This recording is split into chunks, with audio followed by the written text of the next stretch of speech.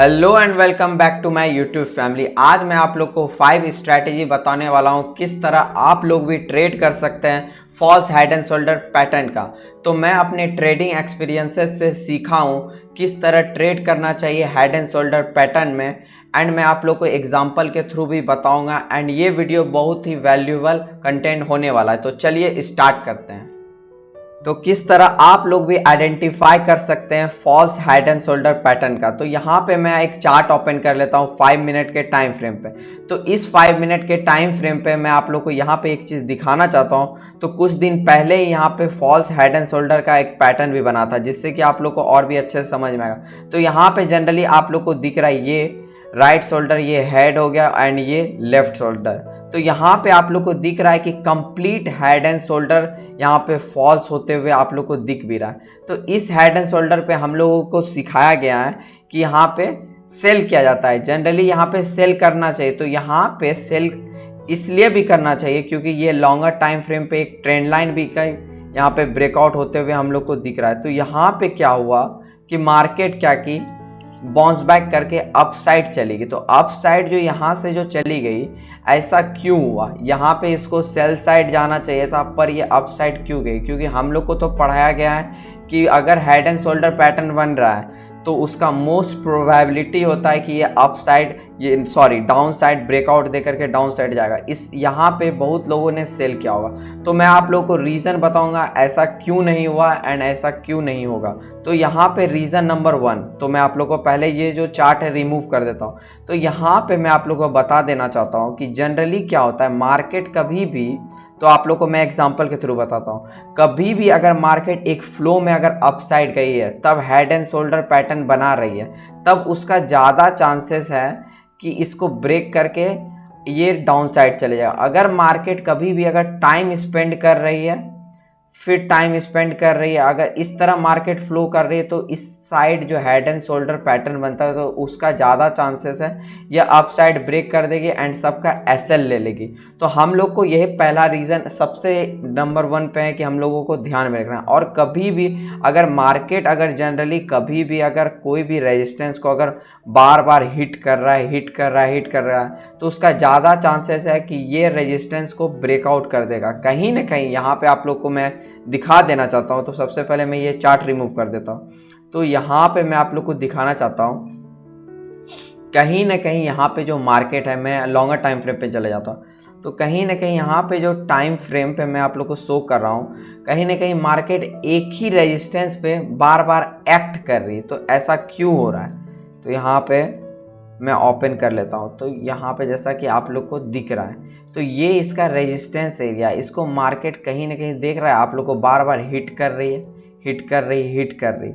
तो यहाँ पे इस ज़्यादा चांसेस है कि ये जो रेजिस्टेंस है इसको ब्रेकआउट कर देगी मार्केट कुछ ही दिनों में। ऐसा प्रोबेबिलिटी है और ऐसा एजप्शन हम लोग लगा सकते हैं। तो हम लोगों को ये ध्यान रखना है कि यहाँ पे जो हुआ मार्केट में, जो यहाँ पे जो हुआ मोमेंटम जो हुआ अपसाइड का, तो आप लोग को यहाँ पे ये देखना है कि मार्केट जो फॉल्स ब्रेकआउट क्यों हुआ। फॉल्स ब्रेकआउट होने के पीछे रीज़न ये है कि कहीं ना कहीं मार्केट टाइम स्पेंड कर रही थी।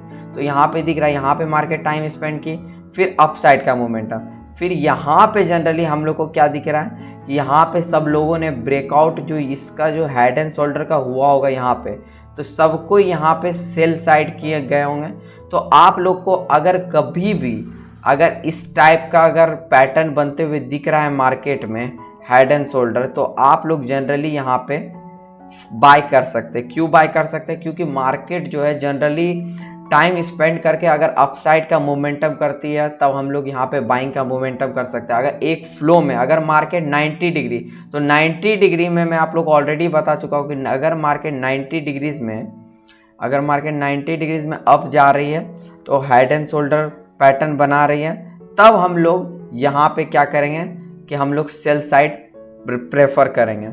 और हम लोग को एक रीज़न और देखना है, और हम लोग को एक रीज़न ये भी देखना है, अगर आप लोगों के वॉच लिस्ट में अगर सारा इंडेक्स यहाँ पे दिया हुआ है, यहाँ पे इंडेक्स दिया हुआ है, तो जनरली क्या होता है कि अगर मैं आप लोग को एक एग्जांपल के थ्रू बताता हूँ कि निफ्टी में बैंक का इंडेक्स पॉजिटिव है, निफ्टी आईटी का इंडेक्स पॉजिटिव है, ऑटो का सारा इंडेक्स पॉजिटिव है। अगर एक इंडेक्स निगेटिव में है, तो फिर आप लोग इस साइड बाइंग के लिए प्रेफर कर सकते हैं। क्योंकि अगर आप लोगों के ग्रुप में अगर सारा लड़का में से अगर एक लड़का, अगर सपोज दैट मैं एक एग्जांपल लेता हूँ कि अगर सब लड़का पढ़ाई में तेज है तुम्हारे ग्रुप में, तो जनरली क्या होता है कि वो लड़का भी ऑटोमेटिक पढ़ने लगता है जो कि वीक रहता है पढ़ाई में। तो इसी तरह इसमें भी कि अगर आपका कोई भी पर्टिकुलर सारा स्टॉक अगर परफॉर्म कर रहा है अच्छा, अगर एक स्टॉक परफॉर्म नहीं कर रहा है तो वो भी स्टॉक कुछ ही आवर के बाद में परफॉर्म करने लगता है। तो आप लोग को इस चीज़ का ध्यान रखना है।